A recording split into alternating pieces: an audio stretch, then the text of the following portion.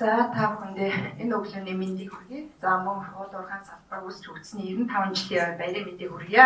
За Монгол Улсын засгийн газраас гендрийн эрхлэгч байдлыг хангах үндэсний хөтөлбөрийг сая 4 сард баталсан байгаа. За энэ үндэсний хөтөлбөрт бол салбар бүр гендрийн талаар баримтлах бодлоготой байна гэж заасан байгаа юм аа.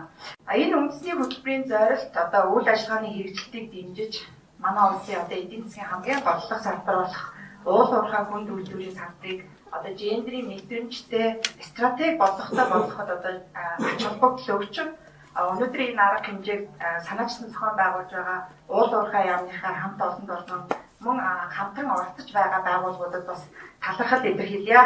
За ингээд би та бүхэндээ бол төрөөс гендрийн эрхлэгч байдлыг хангах чиглэлээр авч хэрэгжүүлж байгаа бодлого үйл ажиллагааны талаар товч мэдээлэл та бүхэндээ хүргье. Ер нь бол яг гендер гэдгийг би бас яг өөрийнхөө энэ мэдээллийг илэрхийлсэн юм. За гендер гэж яг юу юм бэ? За гендер гэж яг юу юм бэ? Уул уурхайн салбарыг гендрийн мэдрэмжтэй бодлоготой болгоно гэх нь бас яг юу гэсэн үг юм бол энд ажиллаж байгаа хүмүүсийн эрэгтэй эмэгтэй хүмүүсийн тооны харьцаа юм уу гэдэг ийм байдлаар бас дэрний хүмүүс маань бас бодож байгаа. Тэгэхээр гендер гэдэг маань өөрөө бас яг эрэгтэй эмэгтэй хүмүүсийн тооны харьцаа биш юм аа. Ер нь энгийн үгээр хэлэх юм бол хөгжлийг бүтээхэд эрэгтэй эмэгтэй хүмүүсийг тэгш оролцох бололцоог олгож уцаад хөгжлөөс гарч байгаа үр дүнг эрэгтэй эмэгтэй хүмүүс адилхан хүртэх юм болцыг олгож байгаа гендрийн судлагдсан гендрийн ухаан гэж ингэж хэлж байгаа. Тэгэхээр өөрөөр хэлбэл уул уурхайн энэ салбар дах бодлого маань гендрийн мэдрэмжтэй байх гэх нь энэ уул уурхайн салбар яг өөрөө бас онцлогтой салбар гэхдээ хүмүүс бас дийлэнхтэй ажил болох ийм салбар байгаа. Тэгэхээр буцаад энэ салбараас гарч байгаа үр дүнг эмэгтэйчүүд маань илүү ийм хүртэх ийм болцоо бүрдүүлэх ийм стратеги бодлого төлөвт бол бас гарах байхаа гэж бодож байна. Тэгээ өнөөдрийн бас энэ бүтэн өдрийн арга хэмжээнд бол гендрийн талаар олон мэргэжлийн хүмүүс байгаа. Учраас та бүхэндээ бас илүү дэлгэрэнгүй бас ингэж хэлцэд явах байх гэж бодож байна. За ингээд үндсэн мэдээлэл ихтгэл рүүгээ ерөнхийдөө ороод байв.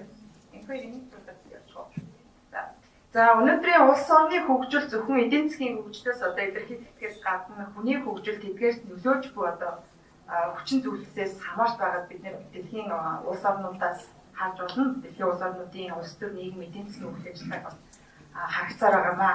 За анх бол 1975 оныг бол нэгдсэн үндэсний байгууллагын ерөнхий ансамблаас эмэгтэйчүүдийн олон улсын жил болгон зарласан. За ингэснээр эмэгтэйчүүдийн эрхийг асуудлыг хэлэлцэх, эмэгтэйчүүдийн аж байдлыг сайжруулах, за шийдвэр гаргах төвшинлөх оролцоог нэмэгдүүлэх талаар эхлэлийг дэлхийд дахинаа тавьсан гэж үздэг. За дараа нь бол 1979 онд бол Нүбийн ерөнхий ансамблыгаар бол эмэгтэйчүүдийн язгуурлан гадуурх бүх хэлбэрийг устгах тухай конвенцийг баталсан байна. За энэ конвенц бол 1981 оноос хүчин төгөлдөр болсноор гендрийн эрхлэгч байдлыг хангах талаар олон улсын хэм хэмжээг тогтоож өгсөн төвтэй юм аа. За Монгол улсын тухайд бол 2002 онд бол засгийн газраас гендрийн тэгш байдлыг хангах үндэсний хөтөлбөрийг батлан хэрэгжүүлсэн. За энэ хөтөлбөр нь анх 2011 онд батлагдсан гендрийн эрхлэгч байдлыг хангах тухай хуулийн үндэс суурь болж үзсэн. За энэ хууль батлагдсанаар манай улс бол гендрийн тэгш байдлыг хангах үндэсний чадварыг бүрдүүлж засгийн газрын түвшинд уг асуудлыг харуулсан бүтцийг бэхжүүлэхэд ихээхэн чухал алхам болсон байгаа. За гендрийн эрхлэгч тэгш байдлыг хангах тухай хуульд зааснаар гендрийн үндэсний хорог бол Монгол улсын ерөнхий сайд ахалдаг байгаа. За хөтөлбөр нийгмийн хамгааллын сайдын эрхлэх ажлын хүрээнд гендрийн хөгжлийн асуудал хамаардаг болохоор гендрийн үндэсний хорооны дэд дараагаар манай салбарын сайд бол ажиллаж байгаа юм аа. За гендрийн тэгш байдлыг хангах тухай хууль хэрэгжиж ирснээс хойш багагүй хугацаа бол гендрийн эрхлэгч байдал эмэгтэйчүүдийн эрхийг асуудлаар хууль эрх зүйн бодлогын орчин улам бүр сайжирсаар байгаа. За 2002 оноос 2015 онд хэрэгжсэн гендрийн тэгш байдлыг хангах үндэсний хөтөлбөр, за 2017-оос 2015 онд хэрэгжсэн хүүхэд эмэгтэйчүүдийн бэлгийн мөрчлөг хүн худалдаалах гэмт хэрэгээс урьдчилан сэргийлэх үндэсний хөтөлбөр, за 2012 онд батлагдсан хүн худалдаалахтай тэмцэх хууль, за 2013-аас 2016 онд хэрэгжсэн гендрийн эрхлэгч байдлыг хангах тухай хуулийг хэрэгжүүлэх дунд хугацааны стратеги, за үйл ажиллагааны төлөвлөгөө, за хүүхэд харах үйлчилгээний тухай хууль, хөгжлийн бэрхшээлтэй хүний эрхийн тухай хууль, гэр бүлийн хүчирхийлэлтэд тэмцэх тухай хуулийн шинжилсэн найруулга болон бас Монгол улсын тогтвортой хөгжлийн үзэл баримтлал 2030. За төрөөс хүн амын хөгжлийн талаар баримтлах бодлогуудад бол одоо юм гендрийн асуудлууд бол тусгагдсан байгаа юм аа. Мөн Монгол улсын их хурлаас бол одоо энэ гендрийн эрхтгч байдлыг хангалттай дээр бол ихэхэн ач холбогдол өгч бас олон сайн дурдсан миний дурдсан хуйлуудаа олон хуйлуудыг бол бас энд батлан одоо бас баталсан байгаа. За энэ дээр бол саяхан энэ өнгөрсөн нэг жишээ дурдмаар байна. Өнгөрсөн хавар бол улсын хурлын дарга энэ хурд дарга маань олон улсын парламентын холбоон дээр одоо чуулган дээр хэлсэн үгэн дээр бол хэлсэн байгаа. За хөгжлийн төлөө тэмүүлэх аянд бид нэг байгуулж гарсан. Бөгөөд зорьсон газартаа хүрэхдээ бол хэнийг ч орхигдуулахгүй байх юм хариуцлагатай амлалт авсан билээ. Тэгээ тиймээс хүүхэд эмэгтэйчүүд ахмад настай хөгжлийн бэрхшээлтэй иргэдэд бид мартах учиргүй юм аа. За тэгээд түүнчлэн олон улсын парламентын холбооны 2017-оос 2021 оны стратеги туссан эмэгтэйчүүдийн асуудлаарх зорилтыг одоо хэрэгжүүлэх нь одоо их чухал юм. Тэгээд эмэгтэйчүүдийн энэ оролцооны эрхтгч байдлыг хангахыг одоо бүх нийт парламентчтай бас уриалсан ийм сайхан бас үг хэлсэн байдаг юм аа. За гендрийн эрхтгч байдлыг хангах тухай хуулийг хэрэгжүүлэх засгийн газрын дунд хугацааны баримт бичгийг одоо энэ оны 1 сард бол эхний удирдалд бол хөндлөнгийн үнэлгээ ээж хуулийн хэрэгжилт одоо гэр байгаамаа гэдгийг бол хөдөлгөөний шинжээчд гаргасан байгаа. За энэ дээр бол үндэсний хэмжээнд энэ хуулийн хэрэгжилт болов 60.1% та одоо хангалтгүй байна гэсэн юм үзүүлэлттэй бол үнэлэгдсэн байна. За яагаад энэ маань ингээд 60.1% та одоо ийм бага үнэлгээтэй байгаа юм бэ гэдгийг бол хэд хэдэн шалтгаан бодол хэлсэн байгаа. За хамгийн эхнийх нь бол санхүүгийн нөөц боломжийн хүрэлцээгүй байдал бол 53.1%. За нийгэмд байгаа гендрийн хэвшмэл ойлголтууд 46.9%. За улс төрийн хүсэл зориг тотмог байдал нь болохоор 31.2%. За хүний нөөцийн хүрэлцээгүй байдал нь 28.1% гэсэн юм үзүүлэлттэй байна гэдгийг бол гаргаж ирсэн байнамаа. За түүнчлэн хөдөлмөрийн зах зээл дээр эмэгтэйчүүдийн бас ялгуурлан гадуурхал за түүний дотор одоо нөхөн өрчмөн насны залуу эмэгтэйчүүд болон бага насны одоо хүүхдтэй эмэгтэйчүүдийг ажилд авах сонирхолтой байх. За ахуйн насны эмэгтэйчүүдийг эрт тэтгэврт гарах үйлдвэрлэл бол нэлээд түгээмэл байна. За 2015 оны байдлаар бол аж ахуйн нэгж байгууллагын ажилчдын сарын дундад цалин эмэгтэй хүнийх бол 760 мянган төгрөг, за эрэгтэй хүнийх бол 856 мянган төгрөг. За тэгээд цалингийн зөрүү бол одоо ойролцоогоор 95 мянган төгрөгийн одоо энэ зөрүүтэй байна гэдгийг үндэсний статистикийн орон нутгад гаргасан байгаа. За манай улсын хэмжээнд бас 2016 оны байдлаар бол өндөр насны дундаж тэтгэврийн хэмжээ одоо эрэгтэй хүнийх бол 367 мянга, за эмэгтэй хүнийх бол 299 мянган төгрөг байгаа бөгөөд эмэгтэйчүүд одоо эрэгтэйчүүдээс 68 мянган төгрөгийн одоо бага одоо тэтгэвэр авч байна гэсэн ийм бас судалгаа гарсан байгаа юм аа. За тэтгэвэр бол яг жаргал бас манай тэтгэвэр тогтоолт бол ажилласан жил за одоо нөгөө авч байгаа цалингийн шимтгэлийн хэмжээнээс ингэж шалтгаалсан учраас эмэгтэйчүүд маань одоо өгөх багтаа одоо жил алдах ийм тохиолдолд бас энэ цалингийн зөрүү бол гардаг. За дээр нь бол бас 4 хүүхэдтэй 4-өөс дээш хүүхэдтэй эмэгтэйчүүд маань эрт ингэж тэтгэврт гардаг бол бас энэ тэтгэврийн зөрүүн дээр бол гарч байгаа. За засгийн газраас бол тав хүмүүс мэдж байгаа. 0-аас 3 насны одоо хүүхдээ асарч байгаа хүүхдийн нийгмийн даатгалын шинжилгээг улсаас төлөх мөн одоо ажилласан жилийг нь хүүхдийн одоо тоогоор 1.5 жилээр одоо үржүүлэн тооцох одоо ийм хууль одоо энэ 18 оны 1 сарын 1-ээс бас хэрэгжиж байгаа маа. Тэгээ энэ маань бас эмэгтэйчүүдийн тэтгэврийн зөрөө энэ байгаад бас ажиллах ийм арга хэмжээнд хийж байгаа.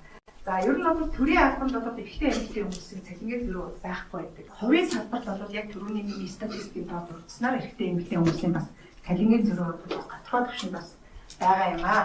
За гендрийн тэгш байдлыг хангах чиглэсэн бодлогыг одоо хэрэгжүүлэхэд иргэний нийгэм болон олон улсын байгууллагуудын дэв зүгээс бол бас нэлээд идэвх хамгаалалттай бол бас ажилладаг. Гэтэ бол энэ олон улсын байгууллагууд энэ гендрийн асуудлаар ажиллаж байгаа энэ байгууллагуудыг бас нэгдсэн удирдлагаар хадсан нэгдсэн энэ татаацтай том ажлуудыг хийх бол зайлшгүй биднэрт бас шаардлага байгаа юм аа. За яг хувийн байгууллагуудын зүгээс бол хувийн салбарын зүгээс бол хотоохондоо яг гендрийн энэ асуудал дээр бол ач холбогдол өгч анхаарал хандуулж байгаа одоо төдийлөн бол байхгүй байгаа. За мөн одоо энэ гендрийн энэ хөтөлбөрийг гендрийн энэ үйл ажиллагааг бол одоо санхүүжүүлэх одоо санхүүгийн их үүсвэр бол бас тогтвортой бус байгаа юм аа. За бүх нийтийн гендрийн боловсролыг дээшлүүлэн гендрийн талаарх дэвшил ойлголтыг одоо хадах чиглэлээр бол бас зочтой ахиц дэвшил бол бас төдийлөн бас харагдахгүй байгаа. За энэ асуудлаар бол гол одоо түншлэгч болох боловсролын хэвлэл мэдээллийн иргэний нийгмийн олон улсын байгууллагын дор гурнаас одоо үйл ажиллагаагаа явуулж одоо бас хязгаарлагдмал нөөц одоо болцоогоор бас ажиллаж байна гэж ингэж үзэж байгаа юм аа.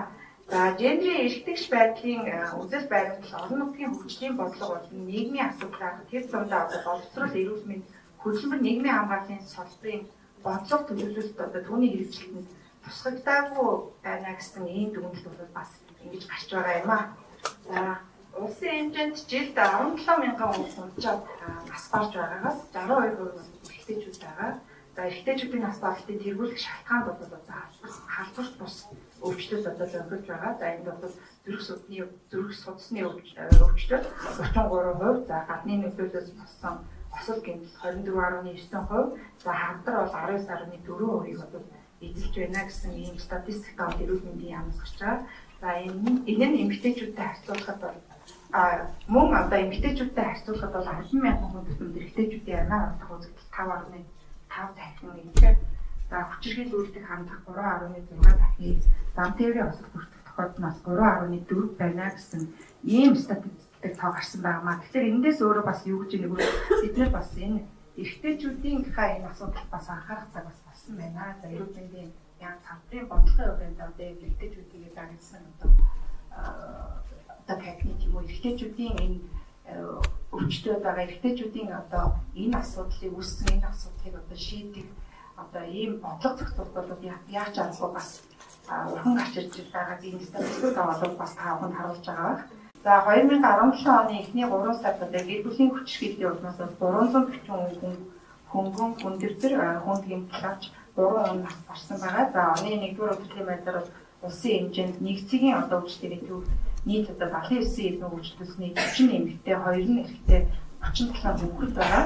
За төр хамгаалах дайнд бол 72 эдэн өвчлөлтний 23 эмэгтэй 4 эрэгтэй 45 хүүхэд байна. Тэгээд саяхан бас батлагдсан одоо хэрэгжил байгаа гэр бүлийн хүчирхийллийн тэмцэх тухай хуулийн одоо шинжилсэн найруулгын хүрээнд бол одоо хууль зүйн төслүүдийн яам манай яам одоо эрүүл мэндийн яам бол бас хамтран энэ асуудал дээр бол нэлээд ач холбогдол өгч ажиллаж байгаа. За нүүбийн нэгдсэн үндэсний байгууллагын хүн амын хангалттай дээр бол 13 дөөрөг Досмоо аймагт бас энэ нэгцгийн өвчлөлийг бас бий болгох ийм төсөл хөтөлбөр бас хэрэгжээд явж байгаа юм аа.